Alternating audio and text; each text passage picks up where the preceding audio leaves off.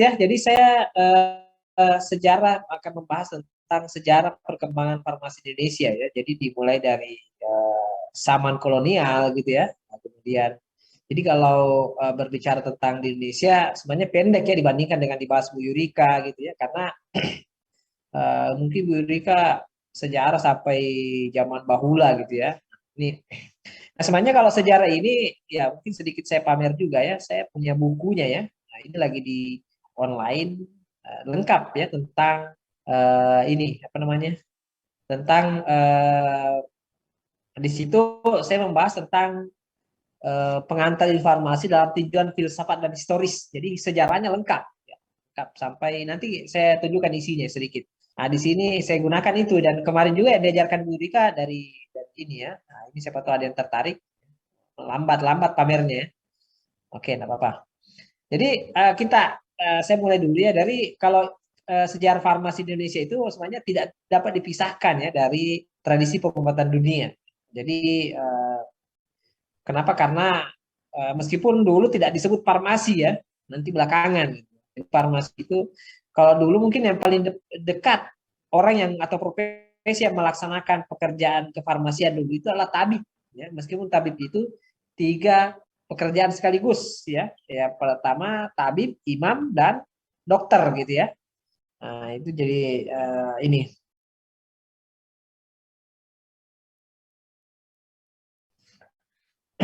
Nah, ini tradisi ini telah berjalan ribuan tahun ya. Jadi sampai mungkin cuma kita sayangnya ya di Indonesia ini catatan-catatan apalagi namanya kerajaan-kerajaan ya sebelum terbentuk Indonesia itu diambil semua oleh kolonialisme ya. Koloni orang-orang Belanda ya dibawa semua ke negaranya. Jadi sehingga tidak ada sedikit pun tercatat ya yang ini. Ya mungkin saja kalau ada yang tertarik misalnya ke keraton ya, ke Kutai, siapa tahu masih ada ya. Yang dapat itu saya pernah dapat di Sulawesi ya, untuk Pak namanya Lontar Pak Murah, tapi itu pun sudah tidak ada aslinya ya. Itu sudah dibawa ke Belanda semua. Nah, ini Indonesia ini ya banyak dipengaruhi oleh negara-negara lain ya sistem pengobatannya. Kemudian di Indonesia pula sumber daya alam itu sangat melimpah ya, sehingga banyak tumbuhan ya dijadikan sebagai obat-obatan yang dikenal dengan istilah jamu.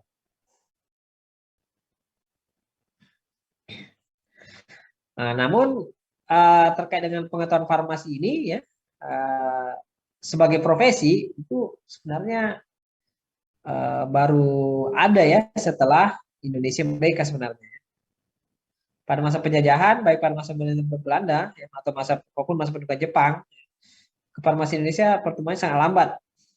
Kenapa lambat? Karena dulu waktu sama kolonialis penjajahan itu ya tidak ada masyarakat yang penduduk pribumi tidak diberi kesempatan ya untuk menjadi apoteker ya. Kenapa pada waktu itu kalau jadi apoteker jawabannya satu, kalau kenapa jadi apoteker pasti kaya kalau apoteker dulu ya. Kalau sekarang ya nggak tahu, beginilah ya.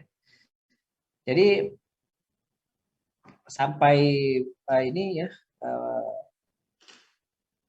sampai menjelang detik-detik kemerdekaan ya para apoteker dari luar negeri itu kabur semua ya. Karena ketika Jepang masuk ini nanti akan kita bahas ya. Jepang masuk semua tenaga apoteker luar negeri itu keluar.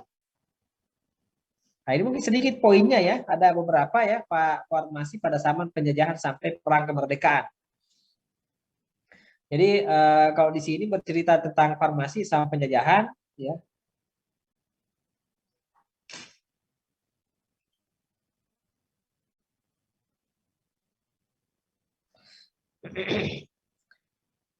Jadi tonggak sejarah kefarmasian Indonesia pada dasarnya diawali dengan pendidikan asisten apoteker ya pada masa Hindia Belanda. Jadi pada waktu itu Hindia Belanda membuka ya sekolah farmasi ya.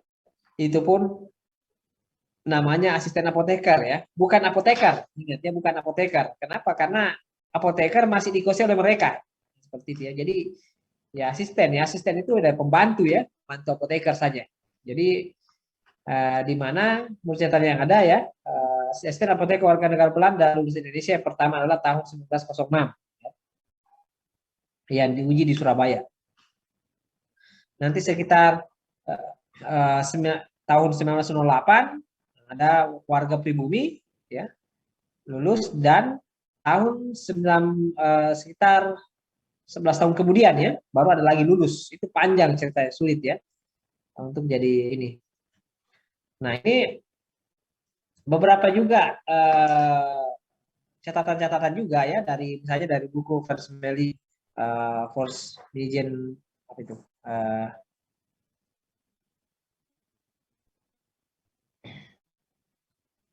ya yang dikeluarkan Belanda bahwa sekolah Sten Apoteker ini didirikan dengan surat keputusan pemerintah Hindia Belanda ya tahun 17 Oktober 1918 ya 38. Kemudian peraturan ujian asisten apoteker dan persyaratan izin kerja diatur ya berdasarkan surat keputusan. Sehingga pada masa itu ya ada sekitar lulusan ya lulusan asisten apoteker. Jadi sejarah farmasi di Indonesia ya di semasa penelitian itu bahwa memang dimulai dari asisten apoteker ya, bukan apoteker. Jadi asisten apoteker inilah makanya terbentuk organisasi PAVI duluan dibandingkan IAI ya.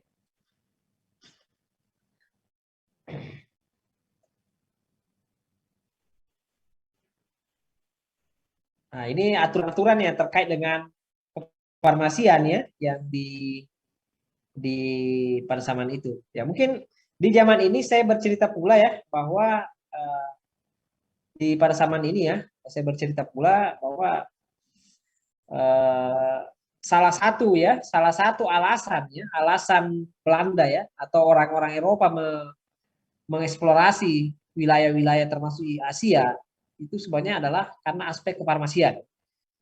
Nah, kalau kita juga lihat sejarah Amerika dijajah ya orang-orang Eropa itu karena bisnis farmasi juga. Terjadi di Amerika terjadi perang sipil ya. Itu karena pertarungan farmasi. Jadi farmasi ini rebutan salah satu komoditas yang menyebabkan perang. Ya, nah, mungkin tidak disebut sediaan farmasi tapi bahan-bahan baku farmasi. Ya. Misalnya kina, ya. Kina aspirasil sampai di sini ditanam. Nah, kenapa di Brasil dikuasai oleh Prancis ya, Spanyol gitu ya. Belanda tidak bisa berkutik sehingga dia mendorong Belanda untuk ke apa lagi namanya ke Indonesia, Asia Tenggara ya. Salah satunya Indonesia untuk menanam kina. Itu kina. Ternyata sampai di Indonesia didapatkan karet, cengkeh dan lain sebagainya lebih banyak lagi didapat ya. Nah, jadi makanya orang Ottoman ya, Turki Utsmani itu merasa bersalah ya. Belanda jadi merasa bersalah dengan Belanda menjadi Indonesia. Makanya waktu itu dia ini kenapa? Karena dia blok ya, dia hadang semua kapal-kapal Eropa untuk ke Timur Tengah sehingga mau tidak mau orang kolonialisme itu berbelok menuju ke sini ya. Nah, ke Amerika Latin gitu ya.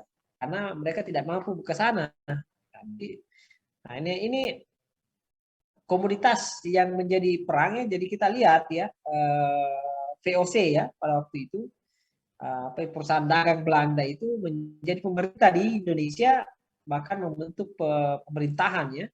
Di ini menghalalkan segala cara menghancurkan kerajaan-kerajaan gitu ya. Nah, sehingga dikuasai Indonesia. Dia menguasai Indonesia selama kurang lebih 306 tahun ya. Belanda menguasai Indonesia itu mengambil semua sumber daya alamnya. Ya, jadi kalau dipikir sekarang bersyukurnya masih ada di sisa mungkin ya karena kita masih bisa hidup gitu ya.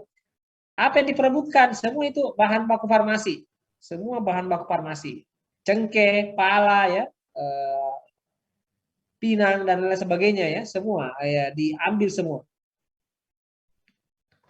Nah, ini yang sementara penduduk asli yang disekolahkan itu hanya yang tunduk ke Belanda ya, yang ini. Jadi ini sejarah panjang kefarmasian di situ tidak ada. Jadi di sini murni yang berkembang adalah farmasinya orang Belanda gitu ya. Indonesia belum. Nah, kemudian ini aturan-aturan dibuat ya. Di sini sudah keluar aturan kenapa saya buat aturan seperti ini ya. Ini aturan ini masih digunakan, masih ada yang digunakan sampai sekarang. Ya. Jadi misalnya undang-undang tentang obat bius. Ya.